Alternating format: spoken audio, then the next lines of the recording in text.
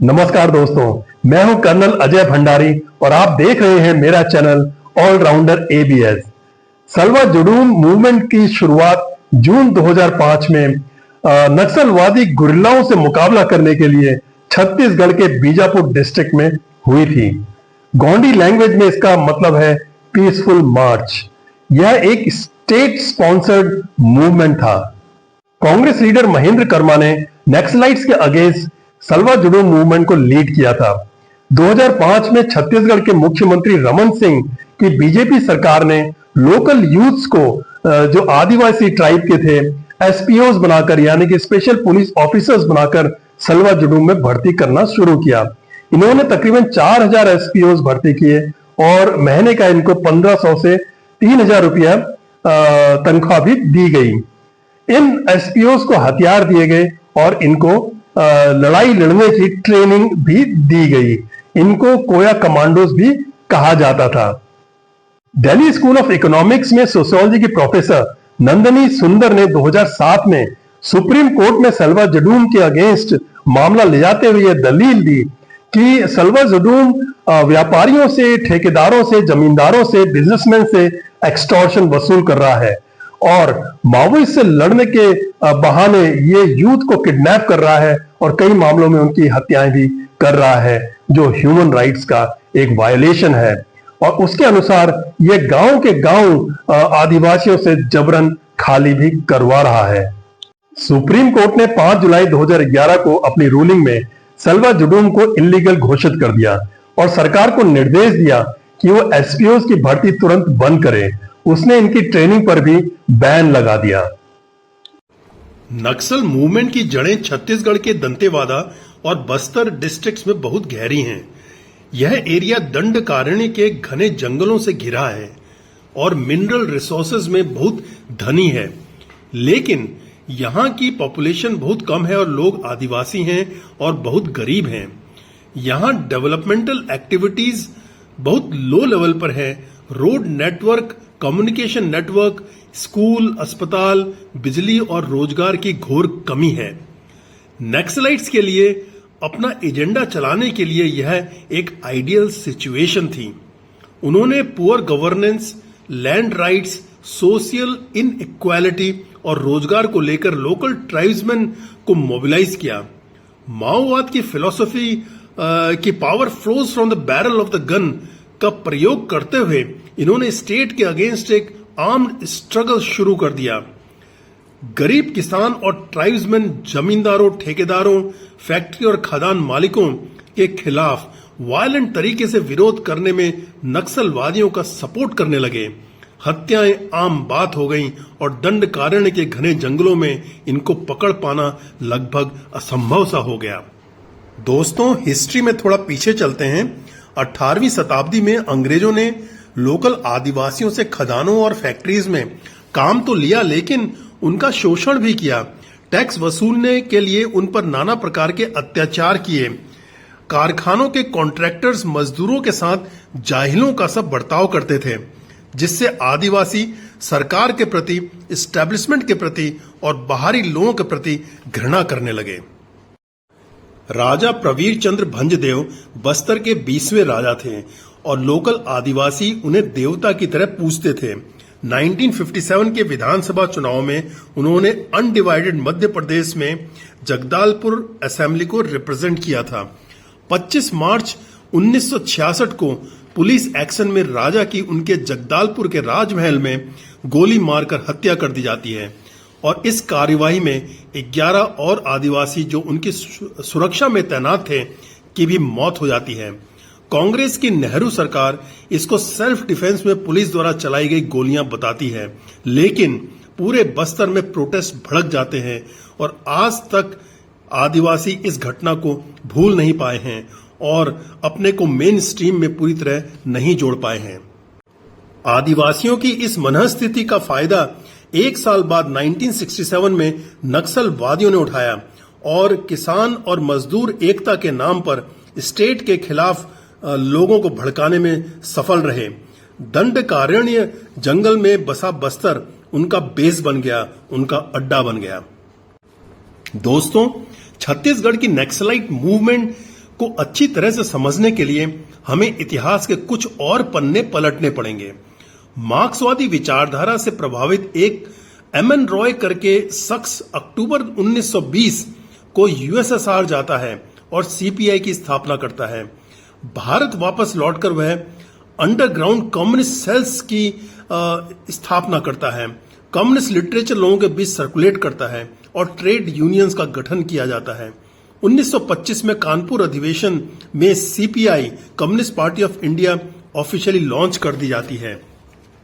Naxalites का मानना है कि जिस जमीन पर किसान खेती करते हैं उस पर उसकी उपज पर उनका पूरा अधिकार है। बेसिकली जमींदारी, ठेकेदारी और गवर्नमेंट टैक्सेस के खिलाफ ये अपना मूवमेंट चलाते हैं। 1934 में ब्रिटिश सीपीआई को बैन कर देते हैं और सीपीआई मेंबरशिप को इलीगल डिक्लेयर कर देते हैं। ब्रिटिश जमींदार्स को जमीन की पूरी ओनरशिप दे देते हैं। ये जमींदार गरीब किसानों को जमीन लीज पर जोतने के लिए देते थे और उपज का 50% भाग अपने पास रख लेते थे। इस तरह जमींदार के खिलाफ किसानों में काफी रोष था, जिसका फायदा सीपीआई ने उठाया। 1940 में तेलंगाना की गोंड कम्युनिटी के आदिवासी लीडर कोमाराम भीम ने हैदराबाद के निजाम के खिलाफ जल, जंगल और जमीन का पहली बार नारा लगाया था। उनके अनुसार जंगलों के सारे रिसोर्सेज पर आदिवासियों का अधिकार होना चाहिए। 1946 में सीपीआई ने किसान आदिवासियों के साथ मिलकर निजाम के विरुद्ध विद्रोह कर दिया। जमींदारों की हवेलियां जला दी और लैंड रिकॉर्ड जला दिए गए। ब्रिटिश इंडिया से जाने के मूड में थे तो उन्होंने भी कोई एक्शन नहीं लिया। 1947 में भारत को आजादी मिली, लेकिन सीपीआई ने आदिवासियों को बताया कि ये सरकार भी जमींदारों और बिजनेसमैन की ही सरकार है। इनके दो लीडर उभरकर सामने आए। एक था चारू मजूमदार और दूसरा था कोंडापल्ली सीतारामैया। चारू मजूमदार माओइस्ट विचारधारा से बहुत प्रभावित था और वो एक आर्म्ड स्ट्रगल चाहता था। उसने 8 डॉक्यूमेंट्स लिखे जिनको माओइस्ट मैनिफेस्टो भी कहा जाता है। 1967 में पश्चिमी बंगाल के नक्सलबारी गांव में हिंसा भड़क जाती है और सीपीआई मेंबर्स और फार्मर्स मिलकर जमींदारों के घर जला देते हैं और लैंड रिकॉर्ड्स में आग लगा देते हैं। केंद्र सरकार वेस्ट बंगाल गवर्नमेंट को बर्खास्त कर देती है और प्रेसिडेंट्स रूल लगा दिया जाता है। 1968 में कानू सान्याल, जो सीपीआई का दूसरा बड़ा लीडर था, चाइना चला जाता है और वहां से पॉलिटिकल और मिलिट्री ट्रेनिंग लेकर आता है और चारू मजूमदार से मिलता है। ये लोग अपने संगठन का नाम communist party of India Marxist Leninist CPI-ML रख लेते हैं। यह मूवमेंट बड़ी तेजी से पश्चिम बंगाल से बिहार और मध्य प्रदेश, महाराष्ट्र और आंध्र प्रदेश में फैल जाता है।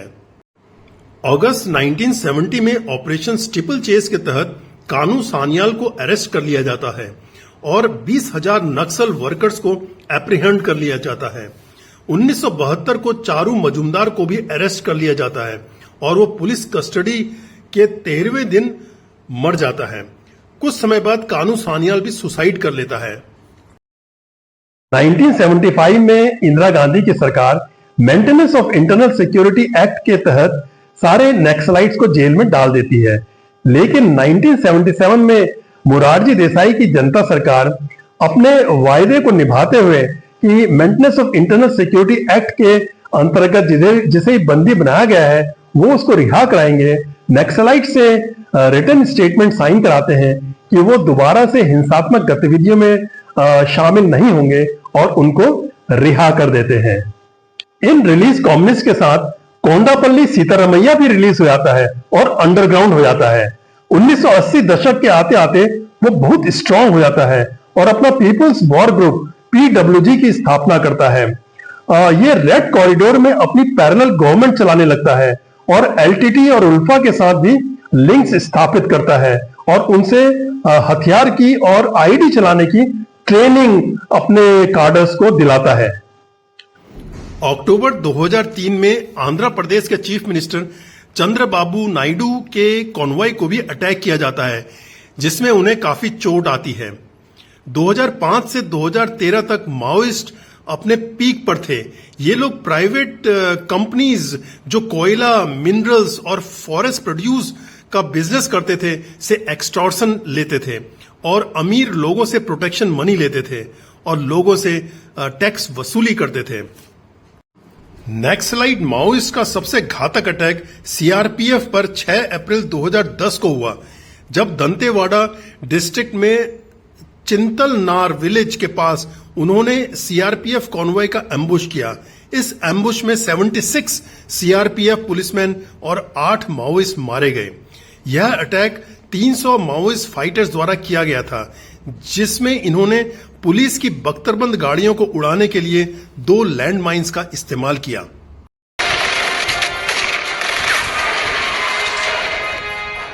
नक्सलियों ने खेला खूनी खेल, नेताओं को बनाया निशाना। तब इस तरह से फायरिंग कर रहे थे जैसे मतलब कोई सेना युद्ध लड़ने आती दूसरे देश से।